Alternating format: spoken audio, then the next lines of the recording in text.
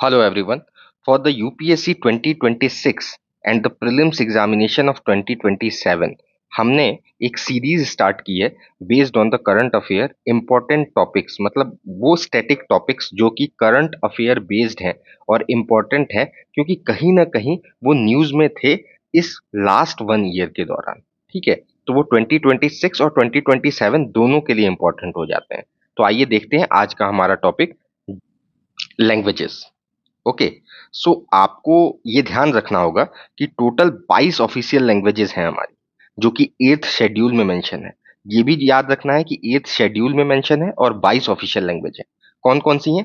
Asami, Bengali, Bodo, Dogri, Gujarati, Hindi, Kannada, Kashmiri, Konkani, Maithili, Marathi, Nepali, Odia, Punjabi, Sanskrit, Santhali, Sindhi, Tamil, Telugu, Urdu, Malayalam, Manipuri.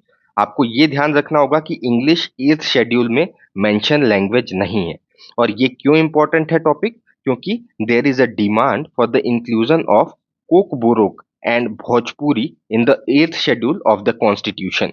8th schedule of constitution में Kokborok और भोजपुरी को ऐड करने के लिए डिमांड किया गया है, इसलिए ये टॉपिक हमारा इंपॉर्टेंट हो जाता है। और इसी के साथ इंपॉर्टेंट हो जाता है आपके लिए आर्टिकल 344 और 351। आर्टिकल 344 जो कहता है कि हिंदी का प्रोग्रेसिव यूज करना है ऑफिशियल लैंग्वेज में। ठीक है, और आर्टिकल 351 जो कि प्रमोट करता है other 8th schedule official languages को।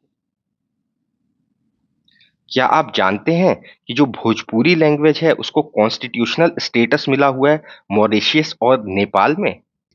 अब इसी टॉपिक से इंपॉर्टेंट कुछ और अमेंडमेंट्स आ जाते हैं जिसके बेस पे क्वेश्चन आ सकते हैं। जैसे पूछा जा सकता है कि सिंधी जो लैंग्वेज है वो कौन से कॉन्स्टिट्यूशनल अमेंडमेंट एक्ट के थ्रू जो इंक्लूजन है उसका हुआ, तो ये 26 अमेंडमेंट एक्ट ऑफ 1967। ऐसे ही आपको याद रखना होगा कोंकणी, मणिपुरी और Sindhi 71st amendment act of 1992। Bodo, Dogri और Santhali 92nd amendment act of 2003। ये तो बात हुई 8th शेड्यूल लैंग्वेजेस की।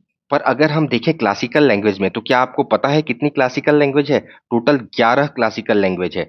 जो स्टार्ट हुआ था 2004 में, तमिल को पहला स्टेटस मिला था, उसके बाद संस्कृत, कन्नड़, तेलुगु, मलयालम, उड़िया, मराठी, पाली, प्राकृत, असमी, बंगाली, इन सबको टोटल ऐसी 11 लैंग्वेज है। और आपको क्या ये पता है कि क्लासिकल लैंग्वेज को स्टेटस देने के लिए एक फिक्स क्राइटेरिया है, पर अगर आपको किसी लैंग्वेज को 8th शेड्यूल में स्टेटस देना है तो उसके लिए कोई फिक्स क्राइटेरिया नहीं है।